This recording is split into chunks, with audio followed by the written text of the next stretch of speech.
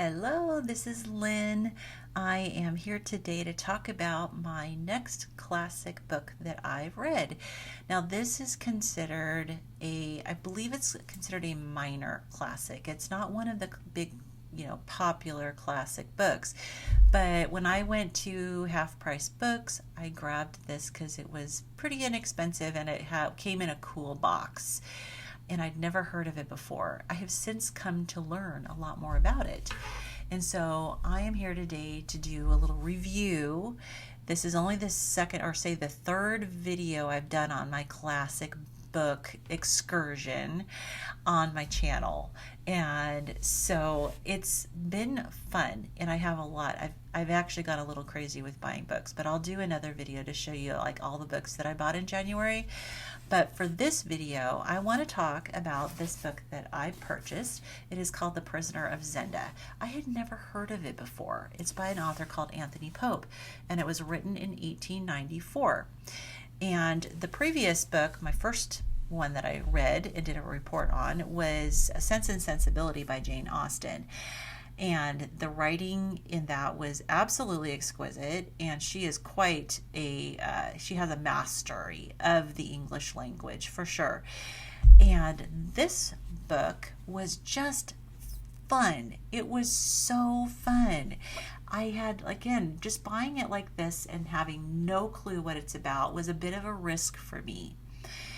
But I'm all about reading new things this year. So this is kind of a like swashbuckling adventure, and it takes place in a fictional country called Ruritania. Now, I didn't know this at the time, but there have been many movies made, and even a series made on BBC about this book, based on this book. So I'll talk about that after I'm done talking about the book. But so this is taking place in a fictional country called Ruritania, and the main characters are Rudolph Rassendyll and Prince Rudolph, who is supposed to be crowned king. And this is one of those kind of fun books about these people who have never met, but they look like identical twins. And that's because they are probably distant cousins. So they're in this Ruritania.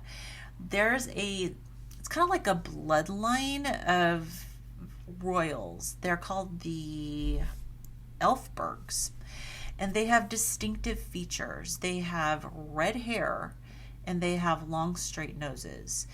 And this is, I guess, distinctive of this bloodline. And it's a royal bloodline. And so Rudolph Rassendyll is just a commoner. Like, you think he's from Britain, England. And he decides to travel to Ruritania to see the coronation. And before that, though, he goes out into the woods because he heard that the prince is out there hunting, and he's hoping to run into this prince. Has no clue that the prince is his basically doppelganger until they run into each other, and the prince's men run into him, and they're in shock because, other than the fact that the prince has shaved his beard, they look identical, and Rudolph has a beard, and the prince had recently shaved his beard. And so the story progresses. They do meet each other. They think they're cousins from way back. And Prince Rudolph, and they have the same first name. Prince Rudolph invites Rudolph Rassendyll to come to his residence, and they hang out. They have dinner, and they kind of party, and they get a little tipsy. And I guess Prince Rudolph is known for being kind of a wild boy and a playboy and a party boy, and he likes his alcohol. And his brother, his half-brother, who they call Black Michael, does not want Rudolph to be coronated, crowned king. And he is trying to sabotage this from happening. So I'm not going to go into too much detail on the story, but this is a story where Black Michael succeeds in getting, he drugs through some wine, drugs Prince Rudolph, and Rudolph is unable to wake up to make it the next day to the coronation. And so his Prince Rudolph's men, who Colonel Sapt and Fritz von Tarlenheim. So Sapt is an older man, Fritz is a younger man, but they're his two main guys. They look at Rudolph Rasendil and go, okay, you're the solution to this problem. We're going to shave your beard and you're going to go and get crowned king. Nobody will ever know. We're going to hide Prince Rudolph in the cellar, have one of our guys guard him, keep him safe, and then by the time you come back from being crowned king, he'll be sober again, and then he'll take over and you just go do your thing and go home. So that was the plan. Well, there's not a whole book if that happens, because it's not that easy. First of all, Black Michael, the half brother, is shocked to find out that he shows up. So he instantly sends his men to go investigate and finds the real Prince Rudolph passed out in the cellar. Kills the guard. There's some violence in this story, but kills the guard and kidnaps Prince Rudolph. So Prince Rudolph is the prisoner of Zenda. So Black Michael's home in a town is a town called Zenda. And so the whole time Prince Rudolph is being kept and held prisoner by his half brother. So there's a conundrum, because Rudolph Rasendil was going to just go home. Well, once they figured out that Prince Rudolph has been kidnapped, he can't go home, because if he leaves, then everyone's gonna, then Black Michael can just kill Prince Rudolph and say, oh, the king died, and then they'll make him king. And I guess the people like him, even though he's kind of an evil dude. So as long as the fake king is there and in the public eye, Black Michael can't do anything, because he'd have to admit that he kidnapped his half-brother, because he can't accuse Rudolph Rasendil of being the fake king, right? Because everyone would go, well, what do you mean he's the fake king? Well, he'd have to say, well, yeah, because I got the real one here. That would implicate him. So couldn't do that. So the whole story is about them trying to get the king back, the real Prince Rudolph back. And there's some women involved. Prince Rudolph is supposed to marry this Princess Flavia. Flavia also has red hair, and apparently she does not like Prince Rudolph, but she's obligated to marry him.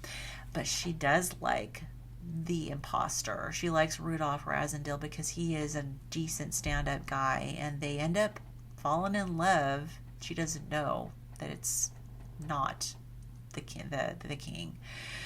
And so there's definitely a little bit of romance. There's definitely a lot of intrigue. There's a lot of sword fighting and strategy with how to get the real king out of the home of Black Michael. He's made it very, very difficult. He lives in this castle that has a moat. It's very heavily guarded, and he has a plan that if anyone tries to infiltrate the castle, they're going to shoot Prince Rudolph, or King, and they have this contraption with the big pipe that is out of the window of this cell where they're keeping him, that they're going to kill him and then slide him down the pipe into the moat and anchor him down, and so that's it, he's gone. So it's really tricky to figure out how to get him out of there. So it is a very fun story. It's action-packed. It never gets boring, and I really enjoyed it. It was lighthearted. I mean, it was intense, but it was also lighthearted. It was pretty easy reading. And so I did learn that Anthony Hope, who wrote this book, wrote quite a few other books, but this was his most popular book. And one of the bad guys was named Rupert Hensau, and he was a really good fighter. I mean, he was tough. He was young and he was really tough, and he was like the most difficult one that was in the way of helping them get, the prince rescued. But in the end, like, he's the only one who ended up escaping and getting away. And I read that Anthony Hope wrote another book about that character, because I guess he kind of comes around and he joins forces, or he turns back over to the good side. So, but this is his most popular book here, is The Prisoner of Zenda. So I read it pretty quickly. It didn't take me very long, and I just thoroughly enjoyed it. And so I decided to check out the movies, and there's a lot of them. I was so surprised. I originally thought that the 1930s, I think 37 version was the first one, but no, there's an earlier one that's a silent movie. I tried to watch it, and I got maybe halfway through, and I just got so bored of it, because they have to take so much out, and the acting is just not good, and the characters didn't even look like the characters in the book. At least hire an actor that kind of looks like the book. I realize it's black and white. So I was going to watch the 1937 version, but I didn't want to pay for it. There's a 1950s version, didn't want to pay for it. So I found a 1979 free kind of comedy version on YouTube that's for free, and I ended up watching that, knowing that wasn't going to be the only one that I was going to watch, but it's starring Peter Sellers. So, how Peter Sellers is, Mr. Pink Panther. He's kind of a little bit slapstick. They took a lot of liberties, and it was presented with a lot of comedy. And so they did not have all the violence and the people getting killed. They didn't have that. They kind of changed that part of the story. They kept the main part of the story. They took a long time developing Prince Rupert's character to show what a playboy he was, and that he loved his alcohol. They added a couple extra characters. They added an extra woman that he was having an affair with. She was cheating on her husband with him. And her bumbling husband, who was trying to, fight Prince Rupert and wanted to have a duel with him. But this husband it was very much like Wile E. Coyote and the Roadrunner. The coyote always ends up with the anvil on his head. This husband always ended up, getting hurt somehow. Like, he falls out a window and ends up in a carriage full, full of hay, and the horse drives him away. But stuff like that. And so kind of a bumbling idiot kind of dude. So a couple extra characters, and it was kind of funny. But one thing I noticed about the different movies is that I just kind of looked at the pictures of the actors. They didn't have red hair. Really? You couldn't get a red-haired actor? So I did start watching, and I haven't finished it, but I've watched 4 episodes of the 6 of the BBC series so far. And I don't think I need to finish them to report on this, because you can go watch it. But it is the truest to the book. The actor that plays both the prince and both Rudolph's, I don't know if they dyed his hair, but he's very fair complected, so he may be a natural redhead. I don't know. He looks like he could be a natural redhead. If not, they at least colored his hair. He had the red hair and the beard. He had the facial features with a straight nose. And he also had the demeanor of the Rudolph in the book, Rudolph Rassendyll. Because Rudolph Rassendyll had a very, very strong demeanor. Even though he was a commoner, initially Colonel Sapt was not a big fan of him. Colonel Sapt was very loyal to Prince Rudolph, but Rudolf Rasendil ended up embracing his role as king and actually ended up starting to call the shots and ended up, initially it was Colonel Sapt was telling Rudolph what to do and how to be king and giving him orders. Rudolph flipped it around so that, and there's nothing Colonel Sapt could do because Rudolph would do it in front of other people. And he would play his king card and basically, give orders and say, as king, I'm doing this. And there was nothing Colonel Sapt could do, but Colonel Sapt ended up gaining respect for him because he was brave. He was not afraid to face a challenge. He knew he was going to have to sacrifice his own life in order to help rescue King Rudolph. I keep calling him Rupert. Rupert is the bad guy. King Rudolph.